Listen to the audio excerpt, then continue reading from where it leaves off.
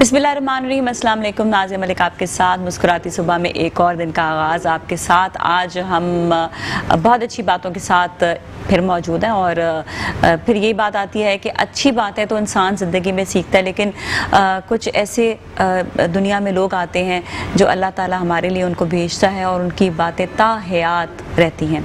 आज बहुत मुबारक दिन है, जैसा कि आपको मालूम है आज हज़रत अली रज़ी अल्लाह ताला अन्हु की आज वलादत है और आज इस हवाले से भी हम बात करेंगे। उनकी वो शख्सियत, वो पर्सनैलिटी कि जिसके हवाले से जितना कम कहा जाए उतना ही कम होगा, बल्कि उनके आज भी उनके कॉल जो हैं वो हम जब सुनते हैं तो ऐसे लगता है हमारी ज़िंदगी का एक बेहतरीन हिस्सा है।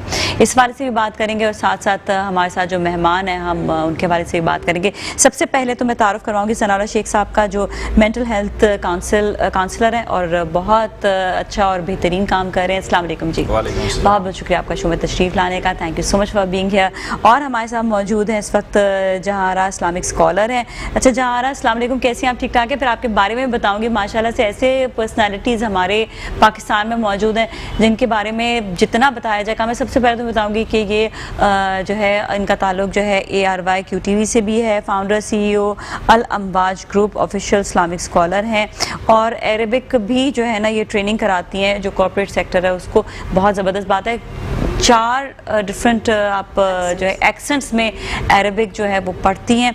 और साथ ही आपको ये भी बताएं कि ये फर्स्ट एवर पाकिस्तानी गर्ल हैं जिन्होंने रिसीव किया है award princess of Mecca. Consecutively 3 साल से आप हिफ्जुल कुरान और तजवीद के हवाले से माशाल्लाह माशाल्लाह से, और साथ ही विमेन पे एम्पावरमेंट के हवाले से बात करती हैं। बहुत खूबसूरत शख्सियत हैं, हमें आप जैसे लोगों की बड़ी रिस्पेक्ट होती है। बहुत अच्छी अजीम एंड द वे आप अपने आप को कैरी भी करते हो, ये भी बड़ी अच्छी चीज़ है। Thank you so much for being here. आप दोनों हस्बैंड एंड वाइफ है, तो हम आज मियाँ बीवी के रिश्ते के भी हवाले से बात करेंगे। बहुत अहम रिश्ता होता है और हम हमेशा जो है कभी खातून बैठी होती है तो कभी जो है साहब बैठे हुए होते हैं। तो मसला ये आता है कि दोनों के जो है कंपैटिबिलिटी के हवाले से बात करना, which is very very important कि हमारा दीन इस हवाले से क्या कहता है और हमें कैसे रवैये अपने रखने चाहिए। और हमारे साथ इस वक्त मौजूद है शाइस्ता आदिल। कैसी हैं आप? ठीक ठाक है? नात ख्वां सना खान बहुत अच्छी जो है नात पेश करती हैं और बहुत ही प्यारी शख्सियत हैं। आपका बहुत बहुत शुक्रिया शो में तशरीफ़ लाने का। तो अभी हम फ़ौरन से ब्रेक की जानिब जाएंगे या अभी हम गुफ्तगू का आगाज़ कर लेंगे? आप मुझे बता दीजिएगा। ठीक है, चलें सही है, तो हम गुफ्तगू का आगाज़ करते हैं। सबसे पहले तो मैं जहारा आपकी तरफ ही आऊँगी, जहान शाह मैं आपकी तरफ आऊँगी और आपसे मैं बात करूँगी आज जो मुबारक दिन है उसके हवाले से। अऊज़ु बिल्लाहि मिनश शैतानिर रजीम। बिस्मिल्लाहिर रहमानिर रहीम। अल्हम्दुलिल्लाहिल्लज़ी हदाना लिहाज़ा व मा कुन्ना लिनहतदिया लौला अन हदानल्लाह व अशहदु अन ला इलाहा इल्लल्लाह व अशहदु अन्न मुहम्मदन अब्दुहु व रसूलुहु सल्लल्लाहु व सलामुहु अलैहि व अला अहलि बैतिहि अत्तय्यिबीन अत्ताहिरीन वत्ताबिईन व मन तबिअहुम बिइहसान इला यौमिद्दीन। अम्मा बाद, यहाँ पर मौजूद लोगों को और देखने वालों को, तमाम उम्मत मुहम्मदिया को अस्सलामु अलैकुम व रहमतुल्लाहि व बरकातुहू। वालेकुम अस्सलाम। हज़रत अली रज़ियल्लाहु अन्हु इतनी अज़ीम शख्सियत हैं, इतनी अज़ीम शख्सियत हैं कि उनकी जो विलादत को अगर शुरू से स्टार्ट किया जाए तो उनकी जो विलादत है वो हुई ही काबतुल मुशर्रफ़ा के अंदर है। फ़ातिमा बिन्त असद उनकी वालिदा मुहतरमा का नाम है और वो जब उनको आखिर टाइम पे इस चीज़ की मतलब ये हुई हाजत कि अब विलादत का वक्त करीब है तो वो काबतुल मुशर्रफ़ा के अंदर चली गई। कोई ख़वातीन उनके साथ मौजूद नहीं थी, वो ख़ुद ही अल्लाह के करम से जो है उनकी विलादत हुई और वो उनको लेकर गोद में जब वो आई हैं तो रसूलुल्लाह सल्लल्लाहु अलैहि वसल्लम वहाँ पर मौजूद थे। अबी तालिब जो है उनके वालिद मुहतरम वो वहाँ पर मौजूद थे, तो सब लोग वहाँ पर मौजूद थे। और ये मैं बताती चलूँ कि 23 साल क़ब्ल हिजरा इनकी जो है वो विलादत हुई है, यानी कि हिजरत से 23 साल पहले उनकी विलादत हुई है। और आमल फील जिस आम में जिस साल में रसूलुल्लाह सल्लल्लाहु अलैहि वसल्लम की विलादत हुई है उसके 30 साल बाद, तो इस चीज़ को जो है वो अपने मलहूज़े खातिर रखना है। और उसके बाद मैं आपको ये बताती चलूँ कि जब वो गई वहाँ पर तो उन्होंने देखा कि भाई जो इब्न हाशिम है, बिन हाशिम के दोनों तरफ़ैन बिन हाशिम से ये औलाद हुई थी, यानी उनकी माँ भी इब्न हाशिम से थी, बनी हाशिम से थी, और उनके जो वालिद मुहतरम थे वो भी बनी हाशिम से थे, जो कि रसूलुल्लाह सल्लल्लाहु अलैहि वसल्लम का सिलसिला पूरा वहाँ से चलता है। तो नजीब तरफ़ैन थे, दोनों तरफ से नजीब थे। जब वो वहाँ पर आई अपने बेटे को गोद में लिए हुए तो वो आंखें नहीं खोल पा रहे थे, तो वो सब वहाँ पर मौजूद लोग सब परेशान हो गए। जो उनके वालिद थे वो बहुत परेशान हो गए कि मतलब ये क्या माजरा है, किस चीज़ ये क्यों है इस तरह से। तो रसूलुल्लाह सल्लल्लाहु अलैहि वसल्लम जो हैं, जो उस वक्त 30 बरस के थे, وہ آگے بڑھے، انہوں نے اپنا لعاب دہن جو ہے وہ ان کے منہ میں ڈالا ہے. جیسے ہی لعاب دہن جو ہے وہ ان کے منہ میں ڈالا تو انہوں نے اپنی آنکھیں کھول دی. تو یہ وہ شخصیت ہیں کائنات کی سب سے پہلی کہہ سکتے ہیں کہ وہ شخصیت ہیں جنہوں نے ولادت کے بعد جب آنکھیں کھولی تو اپنی ماں کو نہیں دیکھا ہے، رسول اللہ صلی اللہ علیہ وسلم کا دیدار کیا ہے سب سے پہلا. تو ظاہر سی بات ہے جن کی آنکھیں ہی ان کے پر نور چہرے کے سامنے کھلی ہیں تو ظاہر ہے کہ پھر ان کی کیا علم ہے، کیا حکمت ہے، کیا ان کی با کمال شخصیت ہے ماشاء اللہ. تو مطلب ظاہر سی بات ہے کہ یہ ان کی کمال شخصیت کا ایک بہت بڑا پہلو ہے کہ یہ بھی ان کی شخصیت میں یہ چیز شامل ہوئی اس طرح سے.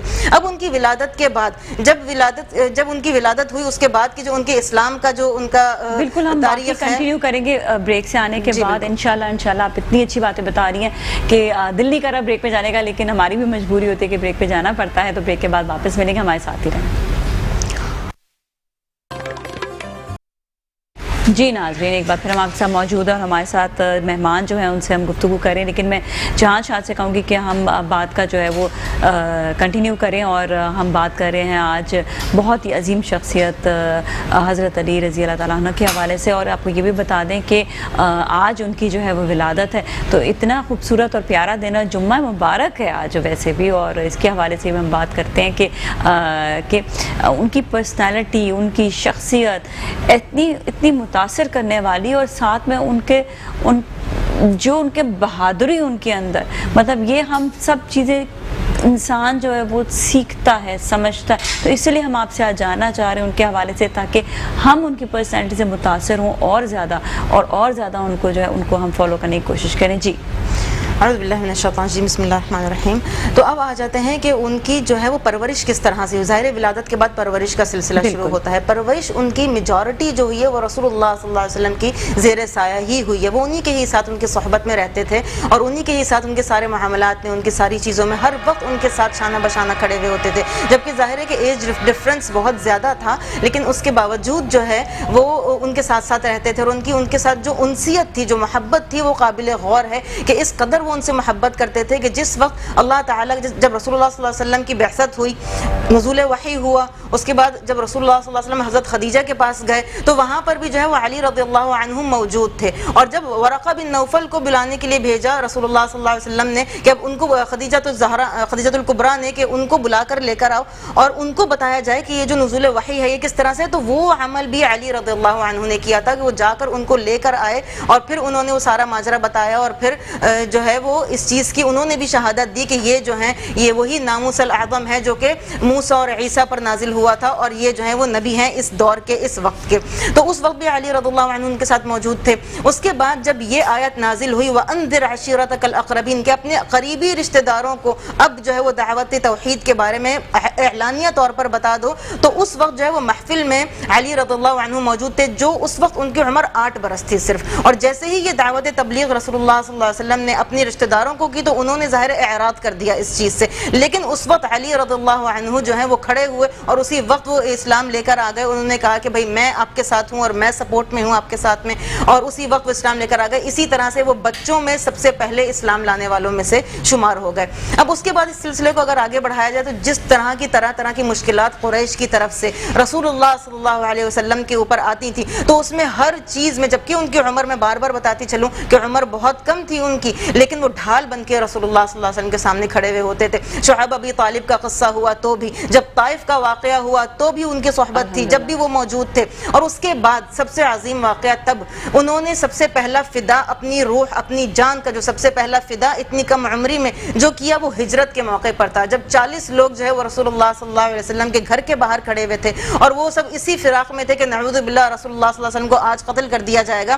تو اس وقت رسول اللہ صلی اللہ علیہ وسلم اللہ تعالیٰ کے حکم سے جو ہے وہ جب گھر سے باہر نکلے اور وہ دھول جھونکتے ہوئے اور ایک آیت پڑھتے ہوئے وَجَعَلْنَا مِن بَيْنِ أَيْدِيهِمْ سَدًّا وَمِن خَلْفِهِمْ سَدًّا فَأَغْشَيْنَاهُمْ فَهُمْ لَا يُبْصِرُونَ پڑھتے ہوئے جب نکلے ہیں تو اپنے بستر پر علی رضی اللہ عنہ کو سلا کر نکلے تھے. اس وقت ان کو ظاہر اس بات کا علم نہیں تھا یا پتہ نہیں تھا کہ بھائی کچھ بھی ہو سکتا تھا، وہ شہید بھی ہو سکتے تھے، زخمی بھی ہو سکتے تھے، ان کو نقصان بھی پہنچ سکتا تھا، لیکن صرف رسول اللہ صلی اللہ علیہ وسلم کے اوپر اپنے آپ کو فدا کرتے ہوئے وہ ان کے جو ہے وہ بستر پر لیٹ گئے. اور جب سارے کے سارے لوگ اندر آئے اور جب انہوں نے چادر اٹھا کے دیکھا تو علی رضی اللہ عنہ جو ہے وہ اس کے نیچے وہ لیٹے ہوئے تھے، اور پھر جو ہے وہ ظاہر سب لوگ غصے میں آ گئے، اور پھر کیونکہ وہ رشتہ دار اور قرابت بھی تھی تو پھر وہ ان کو تو پھر چھوڑ دیا۔ اب جب ہجرت رسول اللہ صلی اللہ علیہ وسلم نے کی، ان کے پاس جتنی امانات پورے مکہ کے لوگوں کی تھی وہ ساری امانات بھی علی رضی اللہ عنہ کو دے کر گئے کہ اب یہ ساری امانات ان کے جو مستحقین ہیں ان کو دے کر پھر آپ نکلیے گا۔ تو اس طرح رسول اللہ صلی اللہ علیہ وسلم کی ہجرت ہوئی، اور رسول اللہ صلی اللہ علیہ وسلم کی ہجرت کے 3 دن کے بعد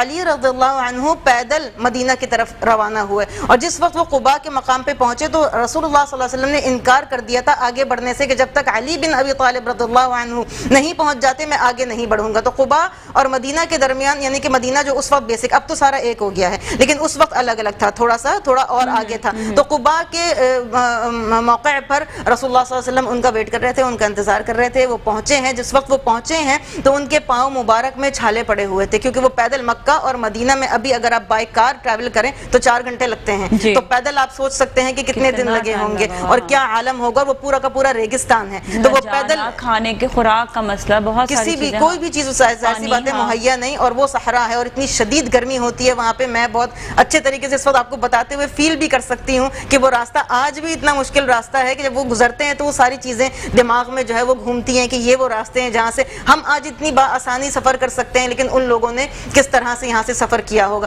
جب وہ وہاں پہنچے تو ان کے پاؤں میں چھالے تھے۔ سب سے پہلی ملاقات ان کے عمر بن الخطاب سے ہوئی، وہ لے کر ان کو رسول اللہ صلی اللہ علیہ وسلم کے پاس گئے، ان کی ملاقات ہوئی، انہوں نے ان کے چہرے مبارک کو دیکھا تو فوراً گلے لگا لیا، ان سے معانقہ کر لیا اور بہت خوشی کا اظہار کیا، اور پھر یہ سارا قافلہ مسلمانوں کا، صحابہ کرام کا، مہاجرین کا جتنا بھی قافلہ ہے وہ پھر مدینہ پہنچا۔ اور جب وہ مدینہ پہنچا تو پھر اب مدینہ سے جو ہے وہ ساری کی ساری جتنی بھی دعوت تبلیغ ہے، دعوت اسلام ہے، مدینہ منورہ جو ہے وہ اس وقت جو ہے وہ اسلام کا عاصمہ، اسلام کا کیپٹل قرار پایا۔ وہاں سے پھر ساری کی ساری دعوت تبلیغ جو ہے وہ اسٹارٹ ہوئی، اور رسول اللہ صلی اللہ علیہ وسلم نے اپنے جتنے بھی جو سفیر تھے ان کو ڈفرینٹ ملکوں میں بھیجا تاکہ دعوت تبلیغ کو کر سکے۔ خالد بن الولید جو ہیں وہ سیف اللہ المسرور، اللہ تعالیٰ کی تلوار ہیں، ان کو جو ہے وہ ایک یمن کی طرف بھیجا۔ جب سارے لوگ اسلام لانے لگے تو یمن والے ابھی تک اسلام نہیں لے کر آتے، قبیلت حمدان تھے وہ، تو وہ ابھی تک اسلام نہیں لے کر آئے تھے، اور وہ کسی کی بات نہیں مان رہے تھے، نہیں سن رہے تھے، کیونکہ رسول اللہ صلی اللہ علیہ وسلم نے یہ بات بولی، انا مدینۃ العلم وعلی بابها، میں علم کا شہر ہوں اور علی رضی اللہ عنہ جو ہے وہ اس کا دروازہ ہیں۔ تو ظاہر ہے کہ اس کی کیا اس کی تھاٹ ہے، وہ یہاں سے بھی ہمیں اس چیز کا سبق ملتا ہے کہ ذات المعاد ایک کتاب ہے، اس میں بہت تفصیل سے یہ چیز لکھی ہوئی ہے کہ جب رسول اللہ صلی اللہ علیہ وسلم نے یمن علی رضی اللہ عنہ کو بھیجا تو انہوں نے جب اپنا جا کے خطبہ کیا وہاں پہ تو اسی وقت پورا قبیلہ وہ مسلمان ہو گیا۔ تو ان کی کیا حکمت اور دانائی تھی، ظاہر سی بات ہے وہ مطلب ہم سوچ بھی نہیں سکتے، ہم تصور بھی نہیں کر سکتے۔ اس کے بہت سارے میں ایگزامپلز آپ کو ابھی آگے دوں گی، یہ قصہ جب میں آپ کو اختتام کی طرف لے کر جاؤں گی تو میں ان کے کچھ ایسے بھی واقعات آپ کو بتاؤں گی جس سے کہ ان کی حکمت اور دانائی کا جو ہے وہ ہم کو سبق ملتا ہے اور ہم کو پتہ چلتا ہے کہ کتنی ان کی حکمت اور دانائی تھی۔ اس طریقے سے یمن میں بھی اسلام پھیل گیا۔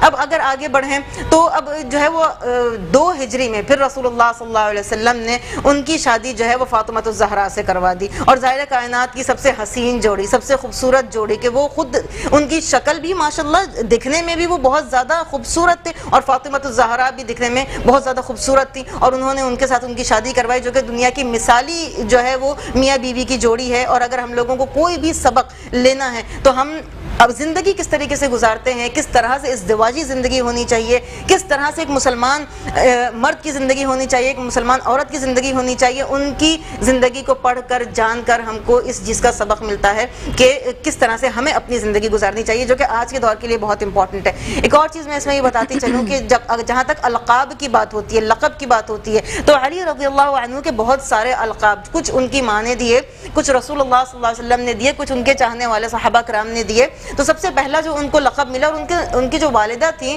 فاطمہ بنت اسد، رسول اللہ صلی اللہ علیہ وسلم ان کو اپنی ماں کے درجے پہ سمجھتے تھے، اور ان کو رسول اللہ صلی اللہ علیہ وسلم نے جب ان کی وفات ہوئی تھی تو اپنا جو ردا تھا، اپنا جو کرتا تھا، وہ ان کو ایز جو ہے وہ کفن ان کو پہنایا تھا۔ تو یہ اعزاز بھی ان کو حاصل ہے کیونکہ انہوں نے اس بات کی خواہش کی تھی تو ان کو اپنا جو ہے وہ کرتا ان کو پہنایا تھا۔ تو ان کی یہ خواہش تھی کہ علی نام نہ رکھا جائے، حیدرہ رکھا جائے، حیدر الکرار، جیسے کہ ان کا لقب ہم لوگوں کو سب کو پتا ہے، جس کا مطلب ہے شیر، وہ شیر جو بار بار پلٹ کے وار کرتا ہے اور پیچھے نہیں ہٹتا ہے، وہ والا شیر۔ تو یہ ان کا ایک لقب ہے۔ ایک اور ان کا لقب ہے، جب رسول اللہ صلی اللہ علیہ وسلم مسجد میں داخل ہوئے اور وہ زمین پر لیٹے ہوئے تھے تو ان کے چہرے مبارک پہ تھوڑی سی مٹی لگ گئی تھی، تو رسول اللہ صلی اللہ علیہ وسلم نے ان کو بولا یا ابو تراب، کہ اے مٹی کے باپ۔ تو ان کو اس سے نسبت دی مٹی کے ساتھ ہے. مٹی کے ساتھ نے ان کو جو نسبت دی اس کی وجہ تسمیہ کیا ہے؟ اس کی وجہ تسمیہ یہ ہے کہ وہ دنیا میں جو لوگ ہیں نا، جو زمین پہ چلنے والے لوگ ہیں، وہ ان کے لیے ایز حجت دنیا میں رہیں گے. ان کی باتیں، ان کی جتنی بھی اقوال ہیں، ان کی جتنی بھی سکھائی ہوئی چیزیں ہیں، وہ رہتی دنیا تک موجود، جو لوگ دنیا میں موجود رہیں گے ان کے لیے حجت کا باعث ہوگی، ان کے لیے سبق حاصل کرنے کا باعث ہوگی ان کے لیے. الحمدللہ ماشاءاللہ سے بہت اچھی آپ جو ہے گفتگو کر رہی ہیں. ہم ضرور جانیں گے جو رشتہ میاں بیوی کا ہوتا ہے اس میں سب سے امپورٹنٹ جو باتیں ہوتی ہیں وہ ضرور ہم جانیں گے. کس طرح سے حضرت علی اور بی بی فاطمہ کا جو رشتہ ہے وہ تھا، تو آپ ضرور اس کے حوالے سے بیان کریں. بسم اللہ الرحمن الرحیم. جب رسول اللہ صلی اللہ علیہ وسلم کے پاس علی رضی اللہ عنہ اس خیال سے آئے کہ میں اپنے آپ کو پیش کرتا ہوں اس چیز کے لیے کہ آپ اپنی بیٹی سے میری جو ہے وہ نکاح پڑھوا دیں، تو انہوں نے اسی وقت فوری طور پر اس چیز کی حامی نہیں بھری اور جو ہے وہ ان کو تھوڑا سا انتظار کرنے کے لیے کہا. اس کی دو وجوہات تھیں. اس کی سب سے پہلی وجہ جو تھی وہ یہ تھی کہ اللہ تعالیٰ کا حکم ابھی نہیں آیا تھا اس چیز کے لیے، تو اللہ تعالیٰ کے حکم کا انتظار تھا. دوسرا سبق ہمیں اس چیز سے یہ ملتا ہے جو کہ آج کل کے معاشرے کے لیے بہت زیادہ ضروری ہے، وہ یہ ہے کہ بیٹیوں سے پوچھنا بہت ضروری ہوتا ہے. تو رسول اللہ صلی اللہ علیہ وسلم نے اس روایت کو اس وقت قائم کیا کہ وہ انہوں نے اس لیے اس چیز کو وہ چاہتے، تو وہ ان کی محبت اتنی زیادہ تھی وہ فوراً حامی بھر دیتے، اور وہی تو رسول اللہ صلی اللہ علیہ وسلم کے پاس آ جاتی اسی وقت ہی. تو یہ چیز کو دکھانے کے لیے کہ بیٹیوں سے پوچھنا چاہیے انہوں نے انتظار کروایا، اور پھر وہ گئے، پھر اللہ کا حکم بھی آیا اور وہ اپنی بیٹی کے پاس گئے، فاطمہ الزہرا رضی اللہ عنہا، ان کے پاس گئے اور ان سے یہ پیغام رکھا، ان کے سامنے اس چیز کو پیش کیا. پھر انہوں نے حامی بھری، تو پھر وہ گئے اور انہوں نے جا کے مسجد میں ان کا نکاح جو ہے وہ پڑھوایا، اور اس طریقے سے ان کے جو ہے وہ نکاح ہو گیا. تو یہ وہ نکاح ہے جو اللہ تعالیٰ نے خود کروایا ہے ایک طریقے سے اپنی خوشی سے، اپنی رضامندی سے. اس کے بعد اگر آپ ان کی زندگی کے اوپر دیکھتے ہیں تو گاہے بگاہے ہمیں بہترین سبق ملتا ہے. ایک بار کا واقعہ میں آپ کو بتاؤں کہ ان دونوں کے بیچ میں کچھ اختلاف ہو گیا. علی رضی اللہ عنہ اور فاطمہ الزہرا کے بیچ میں کچھ اختلاف ہو گیا. تو فاطمہ الزہرا جو ہیں وہ شکایت کے طور پر اپنے باپ محترم کے پاس گئیں. ہو سکتا ہے کہ میں بتانے میں تھوڑا سا کچھ الفاظ کا تھوڑا وہ ہو جائے، لیکن یہ کہ میں مختصراً وہ چیز کو بیان کرنے کی کوشش کر رہی ہوں کہ کچھ اختلاف ہوا. تو وہ گئیں، انہوں نے جا کے بولا، تو رسول اللہ صلی اللہ علیہ وسلم نے ان کو کوئی جواب نہیں دیا. وہ ان کا ہاتھ پکڑ کے ان کو ان کے گھر واپس لے کر گئے، اور پھر وہ لیٹ گئے ایک جگہ پر. ایک سائڈ پہ انہوں نے علی رضی اللہ عنہ کو لٹا لیا اور ایک سائڈ پہ فاطمہ الزہرا کو لٹا لیا. دونوں کے ہاتھ ایسے اپنے اوپر اس طریقے سے رکھ کے، ایک کا اس طرح ایک کا اس طرح، اور انہوں نے بولا کہ یہ بولو کہ ہماری صلح ہو گئی. نہ کوئی بات پوچھی ہے. یہ سبق ہے سارا ہمارے لیے کہ اگر میاں بیوی کے بیچ میں کوئی اختلافات ہیں تو جو تیسری فریق ہوتی ہے نا، وہ دونوں کے پوائنٹ آف ویوز پوچھ کے معاملے کو اور بڑھاتی ہے. تو رسول اللہ صلی اللہ علیہ وسلم نے ہمیں ان کی زندگی سے اس چیز کو سکھایا کہ کوئی بھی بات کو پوچھنا نہیں ہے. اگر صلح ہی کرنی ہے تو پھر شکوے شکایت کی کوئی ضرورت نہیں ہے. آپ کی بات بالکل بہت اچھی بات ہے. یہ تو ہمارے لیے بہت بڑا سبق بھی ہے. بلکہ کہتے ہیں کہ جہاں پر میاں بیوی کے معاملات ہوتے ہیں وہاں پر اگر ان کے بیچ میں کوئی جھگڑا بھی ہو جائے، کوئی بھی ایسا معاملات، میاں بیوی ساتھ رہتے ہیں، تو تیسرے شخص کو ہمیشہ ان کی صلح ہی کرانی ہے. کبھی یہ مشورہ نہیں دیتے ہیں کہ نہیں اب چھوڑ دو، چلے جاؤ، کہ بس دیٹس اٹ، اوور.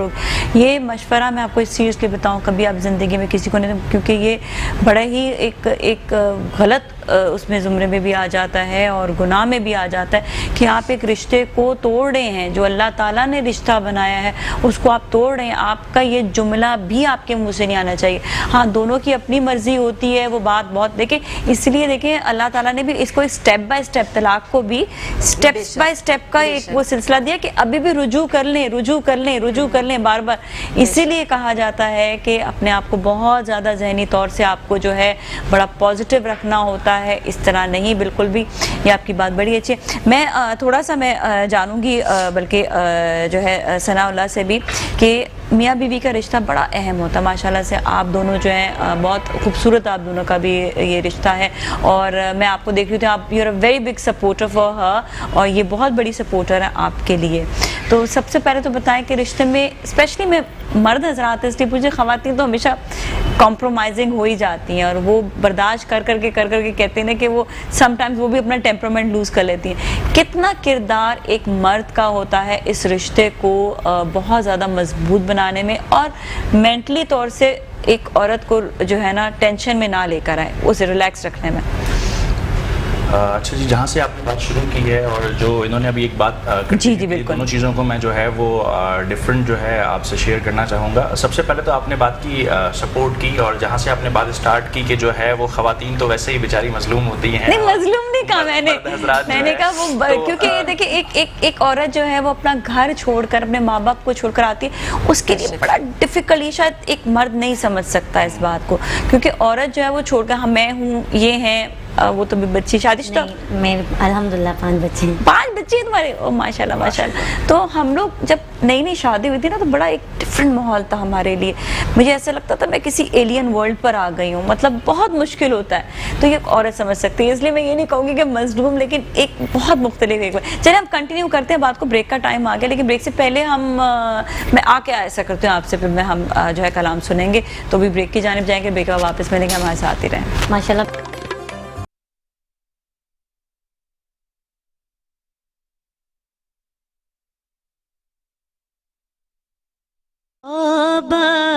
محبت میں اپنی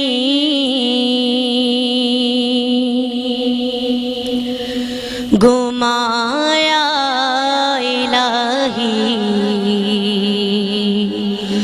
محبت میں اپنی گمایا الہی، نہ پاؤں میں اپنا بتایا الہی، محبت میں اپنی گمایا الہی، نہ پاؤں میں اپنا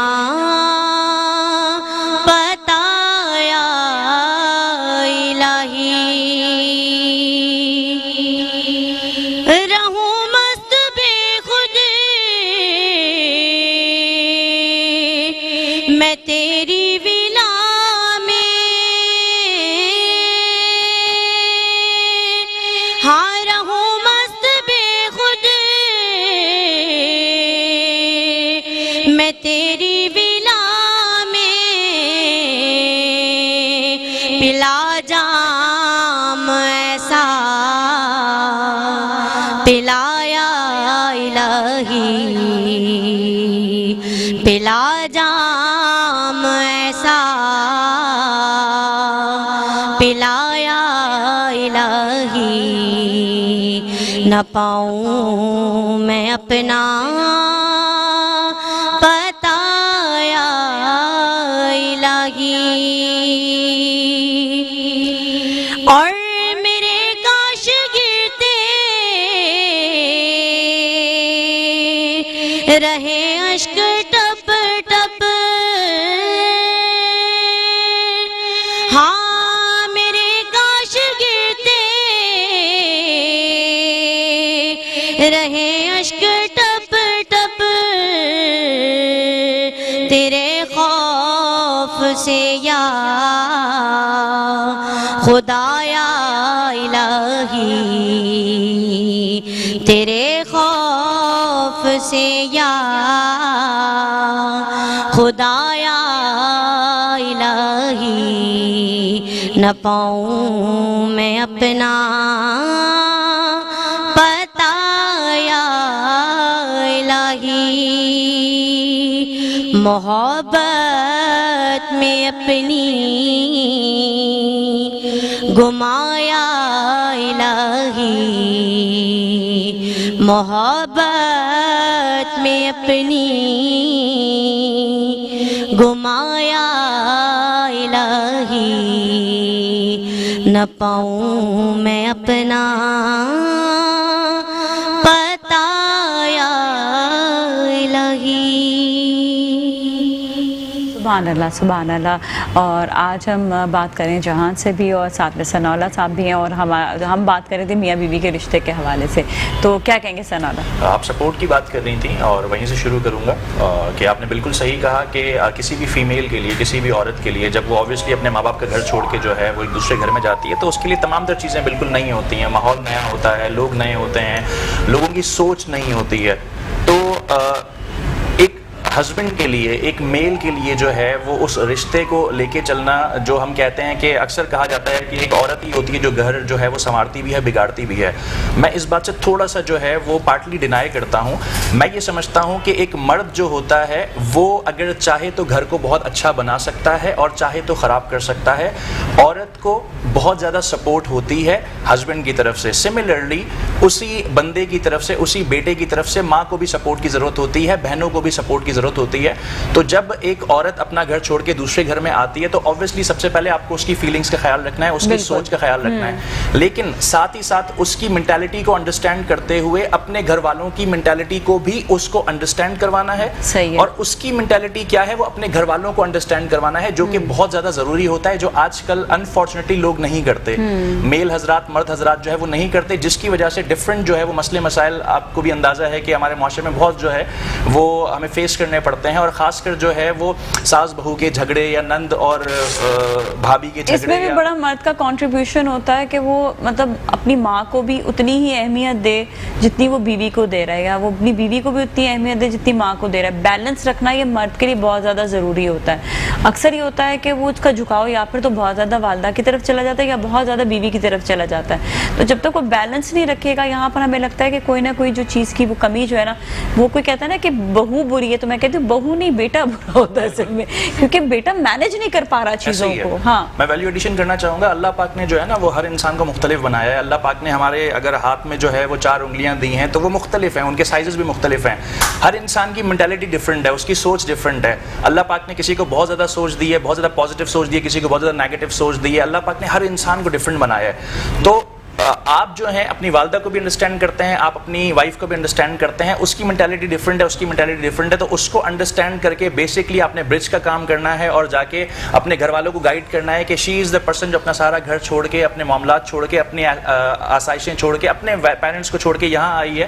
اب آپ کو اپنا پیرنٹ تصور کرتی ہے تو اس کی فیلنگز یہ ہیں, اس کی مینٹالٹی یہ ہے, وہ اس لیول تک سوچ سکتی ہے, اس سے آگے اس کی سوچ نہیں ہے. سملرلی پیرنٹس جو ہوتے ہیں obviously کسی کے براڈ مائنڈڈ ہوتے ہیں, کسی کے ریزروڈ ہوتے ہیں, کسی کے کسی طریقے سے ہوتے ہیں, تو ان کی مینٹالٹی کیا ہے وہ ان کو انڈرسٹینڈ کروانی ہے. تو ایز این برج کا کام جو ہے وہ ہسبینڈ نے کرنا ہوتا ہے اور ایک بہت امپورٹنٹ رول پلے کرنا ہوتا ہے. اگر ایسا ہو تو آئی ڈو فیل کہ جو ہے وہ کبھی کہیں پر کوئی مسئلے مسائل اور جھگڑے نہیں ہوں گے. بالکل, یہ بات تو آپ نے بالکل صحیح کہی. کیسے ہسبینڈ ہے یہ تو ذرا بتائیں سنانا. الحمدللہ, اللہ کا شکر ہے, اللہ کا بہت احسان ہے کہ بہت اچھے ہیں اور سمجھتے ہیں چیزوں کو, بہت انڈرسٹینڈنگ ہے, بہت سپورٹیو ہیں, جیسے کہ آپ دیکھ بھی رہی ہیں. اور الحمدللہ کیونکہ جانکاری ہے دین کی بھی, دنیا کی بھی, دنیا بھی دیکھی ہوئی ہے, تو اگر یہ دونوں چیزیں بیلنسڈ ہوتی ہیں نا کہیں پر بھی, تو پھر چیزیں بڑی اچھے طریقے سے آلریڈی مینٹل ہیلتھ پہ کام تو کر ہی رہے ہیں, مطلب انہوں نے ماشاءاللہ سے خود بھی لوگوں کو یہ گائیڈ کر رہے ہوتے ہیں. تو شروع میں آپ کو مشکل تو نہیں ہوئی تھی ان کو جو ہے سمجھنے میں, یا ان کو آپ کو سمجھنے میں؟ یہ ہوتا ہے دیکھیں کچھ کوئی بھی, چاہے میں کہتی ہوں آپ عرصے سے لوگوں کو ایک دوسرے کو جانتے ہوتے ہیں, چاہے آپ کے رشتہ دار ہوتے ہیں, لیکن شادی کے بعد ایک دم سے چیزیں چینج ہو جاتی ہیں. اور کیونکہ آپ کو اس اب رشتے کو ایک ڈفرنٹ لیول پہ وہ جا رہا ہوتا ہے. میں دیکھا کزنز آپس میں شادیاں ہوتی ہیں اور آپس میں بڑا, اس کے بعد شادی کے بڑے مسائل ان کو بھی آپس میں جھیلنے پڑتے ہیں. لیکن یہ کہ یہ آپ کو کس طرح سے, کون سی ایسی چیزیں, دونوں سے پوچھوں گی, کون سے ایسے پوائنٹس ہیں جن کا خیال رکھنا بہت زیادہ ضروری ہے شادی کے بعد؟ اچھا, سب سے پہلی چیز تو یہ ہے کہ اس چیز کو انڈرسٹینڈ کرنا بہت زیادہ ضروری ہے کہ جو بندہ ہے وہ ایک الگ گھر سے آ رہا ہے, الگ تربیت پا کر آ رہا ہے, اور جو لڑکی ہے وہ ایک الگ گھر سے ایک الگ تربیت پا کر آ رہی ہے. اس کے ماں باپ الگ تھے, ان کے ماں باپ الگ تھے, ماحول کا ڈفرینس ہے, کئی بار کاسٹ کا بھی ڈفرینس ہوتا ہے. ہمارے بیچ میں بھی یہ چیز ہے کہ یہ ان کا پاکستان سے, سندھ سے تعلق ہے, اور میں مکہ مکرمہ میں پیدا ہوئی ہوں, اور میری فرسٹ لینگویج بھی عربی ہے, میرا پورا براٹ اپ وہیں پر ہی ہے, میں نے عربی اسکول میں پڑھا ہے. مجھے یہاں کے لوگوں کی مینٹالٹی نہیں سمجھ میں آتی, آج تک نہیں سمجھ میں آتی ہے. کہ میرا یہ ماننا ہوتا ہے کہ اگر کسی نے واللہ کہہ کے کوئی بات کہہ دی تو وہ سچی ہوگی, اگر کسی نے قسم کھا کے کوئی بات کہہ دی تو وہ سچ ہی ہوگی. اس پر میں خود بھی جو ہے نا بالکل میرے پاس کوئی اور بات نہیں ہوتی ہے. وہاں پر لوگ بالکل جھوٹ نہیں بولتے. نہیں, ایسا نہیں ہے کہ جھوٹ نہیں بولتے ہیں, لیکن میجورٹی یہ ہوتا ہے کہ ہاں اگر اللہ کا نام لے لیا ہے نا تو پھر بہت کچھ رک جاتا ہے.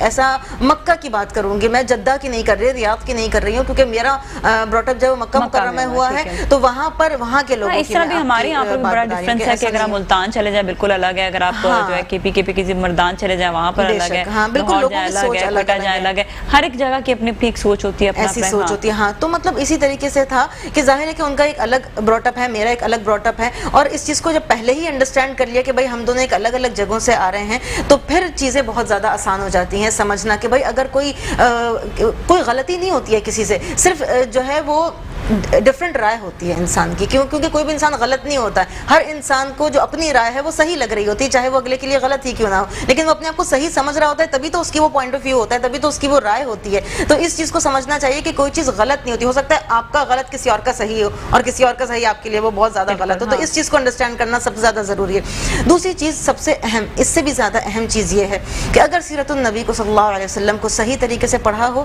اور اگر حضرت عائشہ اور حضرت رسول اللہ صلی اللہ علیہ وسلم کی زندگی کے بارے میں پڑھا ہو, حضرت رسول اللہ صلی اللہ علیہ وسلم اور خدیجۃ الکبریٰ کی زندگی کے بارے میں پڑھا ہو, ایج ڈفرنس کتنا زیادہ تھا اور کس طریقے کے ڈفرنٹ معاملات تھے, اس کے باوجود بھی اتنی پرفیکٹ زندگی کس طریقے سے گزاری گئی ہے, کیونکہ دین کو سمجھا گیا.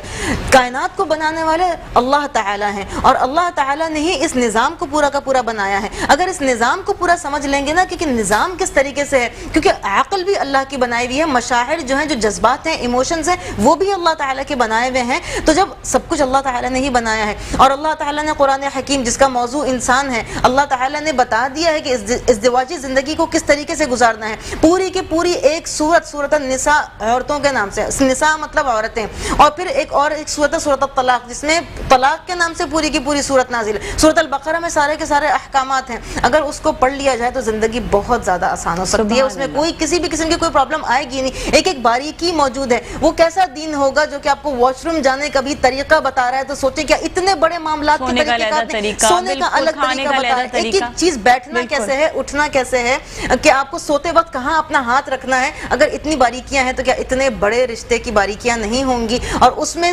ہیلپ آپ کو یہ مل سکتی ہے کہ آپ سیرت النبی صلی اللہ علیہ وسلم کو صحیح طریقے سے پڑھ لیں, آپ کی زندگی میں کوئی پرابلم آئے گی ہی نہیں کسی بھی قسم کی. میں ثناء اللہ سے جاننا چاہوں گی, کیا ہم لوگ جو ہیں شادی سے پہلے بڑی تیاریاں کر رہے ہوتے ہیں, کپڑوں کی تیاریاں ہو رہی ہیں, زیور کی تیاری ہو رہی ہے, ایونٹ کی تیاری ہو رہی ہے, کیا ہم اس رشتے کے حوالے سے یہ تیاری کرتے ہیں کہ ہمیں کس طرح کے احکامات دیے, کس طرح سے ہمیں جو سلوک کرنا ہے, کس طرح سے ہمیں بیہیویئر, کیا ہم بیہیویئرس کبھی پڑھتے ہیں؟ کیونکہ آپ کا تعلق مینٹل ہیلتھ سے بھی ہے, تو آپ ذرا سا تھوڑا سا ہمیں اس حوالے سے بتائیں گے, کیا یہ بیہیویئرس بھی لوگوں نے کبھی سیکھے ہیں یا پڑھا ہے؟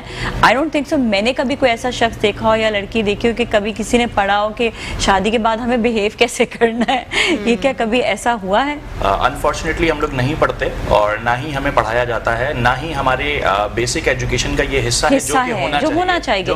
ایون ایسے کہ بیبی جب بچہ پیدا ہوتا ہے, پریگنینسی سے لے کر بچہ ہونے تک, ہم یہ کہتے ہیں کہ آپ نے, اور اس کے بعد بھی یہ بھی پڑھانا چاہیے, مطلب یہ بھی ماؤں کو جو ہے کوئی ان کی اس کی ایجوکیشن اسپیشل ہونی چاہیے. جی, تو ہیومن بیہیویئر جو ہے بہت لیندی ٹاپک ہے, بہت بڑا ٹاپک ہے, there are lots of things in it, yes. اور تھیوریٹیکلی چیزیں جو ہے وہ ڈفرینٹ ہوتی ہیں, پریکٹیکلی ڈفرینٹ ہوتی ہیں. تو پہلے تو آپ جب تھیوریز کو انڈرسٹینڈ کریں گے کہ ایسا بھی ہو سکتا ہے, ویسا بھی ہو سکتا ہے, یہ ایگزامپلس بھی ہو سکتی ہیں, ڈفرینٹ ایگزامپلس اس میں آتی ہیں. پھر جب آپ اس کو پریکٹیکلی آبزرو کریں گے تو ہر ایگزامپل ہر انسان پہ سوٹ نہیں کرتی, اس پہ بیٹھتی نہیں ہے. ایک ہی انسان جو آپ ایک ایگزامپل پڑھیں گے تو اسی ایگزامپل میں سے 10 ایگزامپلز ان ڈفرینٹ لوگوں کی نکلیں گی, اور آپ اس کے بعد انڈرسٹینڈ کر پاتے ہیں کہ اس انسان کا بیسیکلی جو ہے اس کی مینٹل ہیلتھ کیا ہے, اس کی انڈرسٹینڈنگ کیا ہے, اس کا بیہیویئر کیا ہے. تو جیسا کہ آپ کا سوال تھا کہ کیا ایسی کوئی لرننگ دی جاتی ہے, انفارچونیٹلی ہمارے ایجوکیشن سسٹم میں ایسا کچھ بھی نہیں ہے کہ ہیومن بیہیویئر کے بارے میں کچھ پڑھایا جائے, اور ہونا چاہیے. کیونکہ جیسا کہ انہوں نے ابھی شیئر کیا کہ ایک انسان جو ہے وہ ایک ڈفرینٹ گھر سے آ رہا ہے, ایک لڑکی ایک ڈفرینٹ گھر سے آ رہی ہے, اس کا براٹ اپ ڈفرینٹ ہے, اس کا براٹ اپ ڈفرینٹ ہے, اس کو جو زندگی کے رولز بتائے گئے ہیں, جو ڈو اینڈ ڈونٹس بتائے گئے ہیں, جو ڈائریکشنز دی گئی ہیں, وہ ٹوٹلی ڈفرینٹ ہیں. جو ایک لڑکے کو دی گئی ہیں وہ ٹوٹلی ڈفرینٹ ہے. اب آپ مجھے بتائیں کہ دو انسان ڈفرینٹ ڈائریکشن سے آ کے اگر ایک ساتھ اچانک سے جو ہے وہ ایک ڈائریکشن پہ چلنا شروع کر دیں, کیسے پاسبل ہے؟ وہ ایک ساتھ یوں تو جا ہی نہیں سکتے, وہ یوں جائیں گے. تو میں سمجھتا ہوں کہ ہیومن بیہیویئر جو ہے وہ پڑھانا چاہیے, سکھانا چاہیے, سمجھانا چاہیے. ایٹ لیسٹ بیسک نالج اتنی تو ہو کہ آپ ایک دوسرے کو وقتی طور پہ انڈرسٹینڈ تو کر سکیں. بالکل بالکل, یہ بہت زیادہ ضروری ہے. اچھا, جب ہم دیکھیں, جس طرح آپ نے بھی بتایا کہ ہمارا دین تو مکمل ضابطہ حیات ہے, ہمیں ہر چیز سکھائی جاتی ہے. اچھا, प्रॉब्लम लोगों में ये आता है कि जब आप दीन की बात करते हैं ना तो वो कहते हैं कि बहुत ज़्यादा इस्लामिक हो रहे हैं जी, बहुत ज़्यादा दीन की तरफ जा रहे हैं। उनको ये नहीं पता अल्लाह ताला ने जो हमें ये अहकामात दिए हैं ये हमारी ज़िंदगी को संवारने के लिए दिए हैं। इतनी खूबसूरत किताब अल्लाह ताला ने हमें दी है कुरान मजीद, और इसको जब आप पढ़ेंगे तो आपको खुद अंदाज़ा होगा कि आपके वाकई ह्यूमन बिहेवियर्स और सारे उसमें लिखे हुए हैं, हमें और कहीं जाने की मज़ीद ज़रूरत है। तो हम लोगों से कहेंगे कि प्लीज़ जब आप हमारी प्यारी किताब कुरान मजीद भी पढ़ें तो आपने सिर्फ ये करना है, ये सोच के पढ़ें कि ये आपके लिए, आपने किसी और के लिए नहीं पढ़ना, या किसी और को जाके आपने लेक्चर्स नहीं देने हैं। ये वो लेक्चर का जिनका काम है ना वो देंगे। इस्लामिक हमारे पास इस वक्त स्कॉलर मौजूद है, ये इनका काम है, ये इन्होंने मुकम्मल पढ़ा हुआ है तो इनका काम है ये लेक्चर दे सकते हैं। हर ह्यूमन जो है वो फ़िलहाल अपने लिए पढ़े। मसला सिर्फ ये आता है कि जो पढ़ते हैं तो समझते हैं हम परफेक्ट हो गए और हम जाकर जो है किसी को भी बदल देंगे। अपने आप को बदलने की बजाय मैं कहती हूँ बस अपने तक रखें, अपने बच्चों तक रखें और अपने आप को बदलने की कोशिश करें। जी आपकी बात में वैल्यू एडिशन करना चाहूँगा। एक बहुत अच्छी एग्जांपल मेरे जहन में आ गई इत्तेफाक से। हम लोग जो है स्कूल जा रहे होते हैं, कॉलेज जा रहे होते हैं, यूनिवर्सिटी जा रहे होते हैं, डिफरेंट बुक्स को लर्न कर रहे होते हैं, डिफरेंट प्रैक्टिसेस कर रहे होते हैं, याद कर रहे होते हैं। यहाँ पर तो अनफॉर्चुनेटली रट्टाफिकेशन कर रहे होते हैं कि हमें जो है वो 9th का एग्जाम पास करना है, मैट्रिक का एग्जाम पास करना है, first year second year O levels A levels complete करना है, ग्रेजुएशन पास करनी है। तो हम लोग जो है यहाँ पर तो फिर आपको पता है कि कॉपी कल्चर भी है हमारे सिंध में, इंटीरियर सिंध में ज़्यादातर जो है कि लोग जो है वो पेपर के दौरान जो है कहीं से उनको कोई चिट मिल जाए, कोई गाइड मिल जाए किसी तरीके से, और वो पास होकर अच्छे नंबरों से जब वो A+ ग्रेड आए तो बहुत एक्साइटेड और खुश होते हैं। मैं उनसे ये सवाल करता हूँ, ये पूछता हूँ कि उस चीज़ को पास करने के लिए आप इतनी मेहनत कर रहे हैं, और लाइफ की जैसे कि आपने बात की, इन्होंने बात की ज़िंदगी, कि हमें ज़िंदगी कैसे गुजारनी है। इस्लामिक रिपब्लिक ऑफ पाकिस्तान में हम लोग रहते हैं, मुसलमान हैं माशाल्लाह। अल्लाह पाक ने हमारे पैदा होने से पहले हमें एक गाइड दे दी। हाँ बिल्कुल, अल्हम्दुलिल्लाह, हमारे पास गाइड मौजूद है और हमारे पास कोई ऐसी शर्त नहीं है कि उस गाइड को याद करो और फिर जिंदगी गुजारो। नहीं, गाइड मौजूद है, रोजाना पढ़ो, अमल करो, हाँ, और आगे बढ़ो जिंदगी में। एवरीथिंग, जैसे कि इन्होंने कहा कि वॉशरूम जाने का तरीका, सोने का तरीका, खाने का तरीका, ईच एंड एवरीथिंग हमारे पास एक गाइड मौजूद है। अनफॉर्चुनेटली हम उस गाइड को ना पढ़ते हैं, ना देखते हैं, ना उस पर अमल करते हैं। बिल्कुल, और इसका सबसे बड़ा रीजन ये है कि आपको वो समझ में नहीं आती है, लैंग्वेज समझ में नहीं आ रही है। सबसे बड़ा ड्रॉबैक ये है कि आप इंग्लिश सीखने के लिए इतनी एफर्ट्स करते हैं, आप डिफरेंट कोर्सेज कर रहे हैं, लैंग्वेज कोर्सेज कर रहे हैं, लेकिन क्या किसी ने कभी ये सोचा है कि हमें अरबी सीखनी चाहिए ताकि हमें कुरान सही तरीके से समझ में आ जाए, या एक बार कुरान को तफसीर और तर्जुमे के साथ गौर से पढ़ ही लिया जाए? इस चीज़ की भी फिराक नहीं बिल्कुल, होती ये है। इतनी अच्छी आपने बात कही है। मैंने अरबिक पढ़ी थी, हमने बहुत थोड़ा सा टाइम के लिए पढ़ी, सिर्फ हमने शायद 6th 7th 8th ग्रेड तक हमें अरबिक पढ़ी, हमें थोड़ी बहुत समझ आई, लेकिन हमें ज़्यादा हमने कंटिन्यू नहीं कर पाए क्योंकि आगे जो है उसको मौका नहीं दिया गया कि आगे स्कूल में मज़ीद वो पढ़ते। तो इसको तो कंपलसरी होना चाहिए, क्योंकि जब हम अल्लाह ने हमें किताब दी है जो अरबी में है, जो हम पढ़ भी रहे हैं, लेकिन क्यों ना अगर समझ कर पढ़ें तो क्या बात है। तो आई थिंक स्कूल्स में अरबिक को जो है ना एक सब्जेक्ट जो है ना कंपलसरी कर देना चाहिए। आप लोग का बहुत बहुत शुक्रिया, शो में तशरीफ़ लाए, इंशाल्लाह दोबारा आप लोगों से ज़रूर मुलाकात होगी। जाते जाते मैं शाइस्ता से कहूँगी कि हमें जो है अच्छा सा कलाम सुनाते हैं।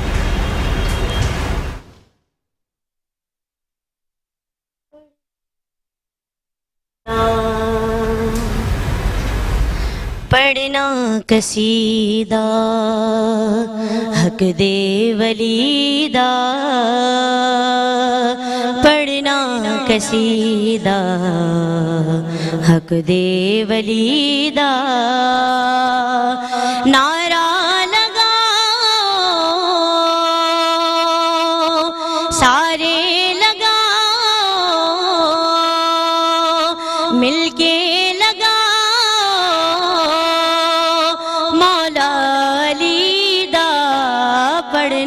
कसीदा हक दे वलीदा,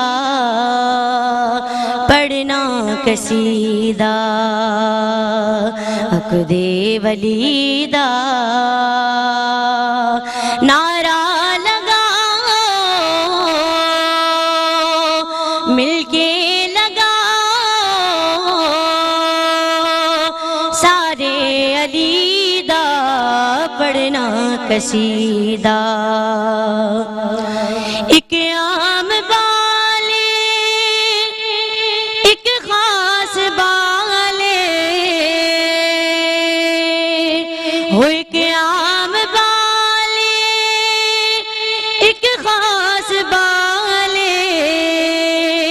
جڑا خاص بالے سیدہ دلالے ہو جڑا خاص بالے زہرا دلالے نیزے تے چڑھ کے قرآن سنایا کلمہ پڑھایا